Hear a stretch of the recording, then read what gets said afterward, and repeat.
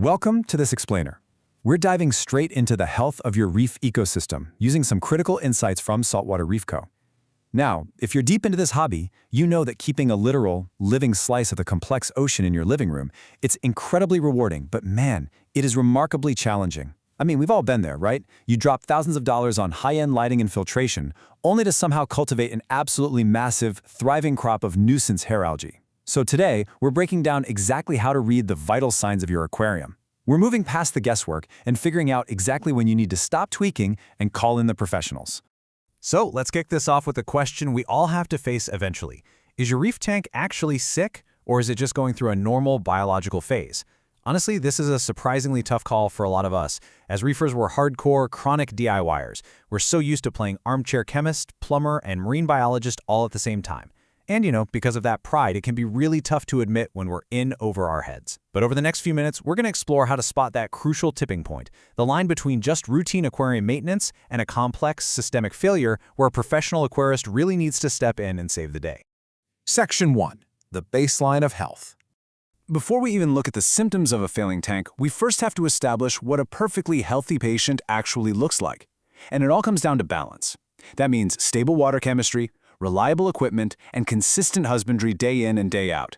What does that actually mean in practice? It means nailing your water test routinely, maintaining your filtration so things don't clog, and executing your daily and weekly chores without taking those tempting shortcuts. The crucial takeaway here is that when this delicate balance breaks, things can spiral out of control incredibly fast. This is especially dangerous for your sensitive SPS corals and inverts. They don't just prefer stability, they absolutely rely on unwavering stability to survive. Literally, just one sudden drop in salinity or a weird temperature spike can send a thriving reef crashing before you even realize what hit it. Section 2. The invisible symptoms.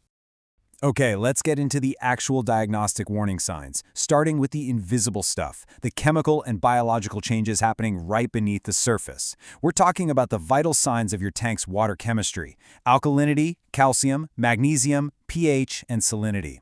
If these vital signs are bouncing all over the place, like your test results are wildly different from Tuesday to Thursday, or they just refuse to stabilize, that is a massive red flag. It points straight to hidden parameter drift. Why does this happen? Well, maybe you've got a faulty dosing pump slowly dumping way too much alk into your sump while you're asleep.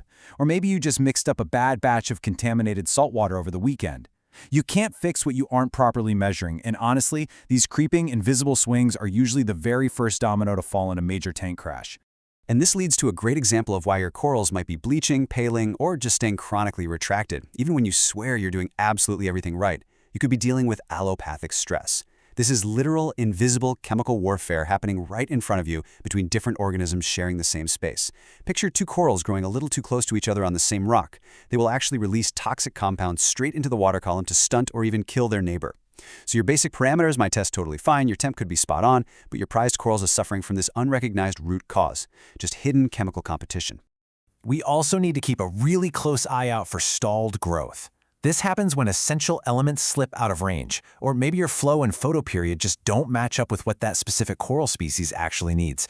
I mean, we've all been there. You bring home this stunning, crazy expensive frag, put it in the perfect spot, and then just watch it inexplicably stall out or slowly waste away over a month. If you notice that the same corals consistently look worse after your routine maintenance, or right after you introduce new livestock, that stalled growth is a glaring sign. It means you need professional eyes on the system to spot the biological or mechanical mismatch that you might be completely blind to. Section 3.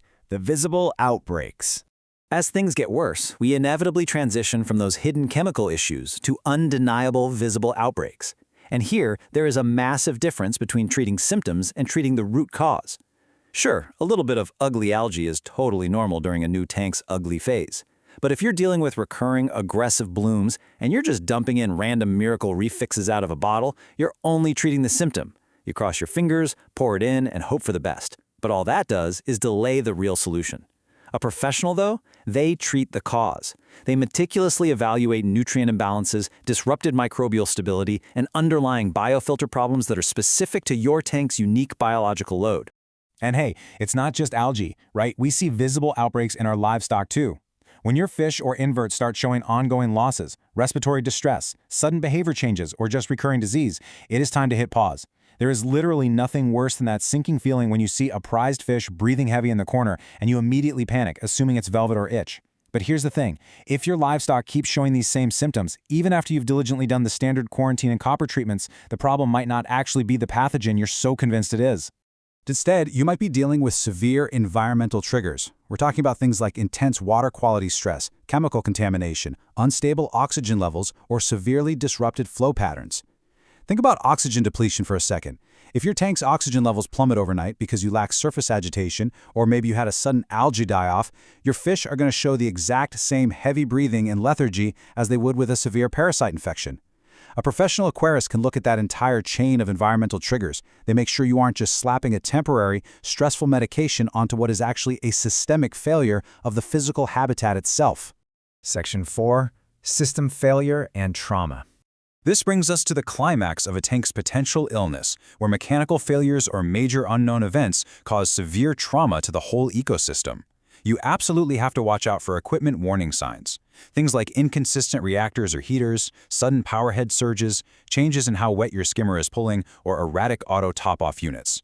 Even if your tank looks perfectly fine on the surface today, these subtle, erratic gear behaviors, like a sudden burst of microbubbles in the display or unexplained pH swings from a malfunctioning CO2 scrubber, they can rapidly destabilize everything overnight.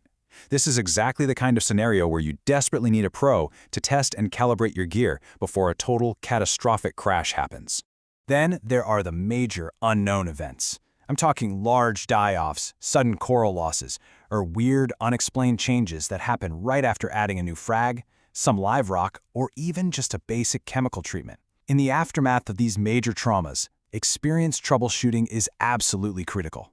When things go south, our immediate human instinct is to panic dose, right? We throw every chemical, buffer, and clarifier we own at the tank in a desperate attempt to just fix it fast.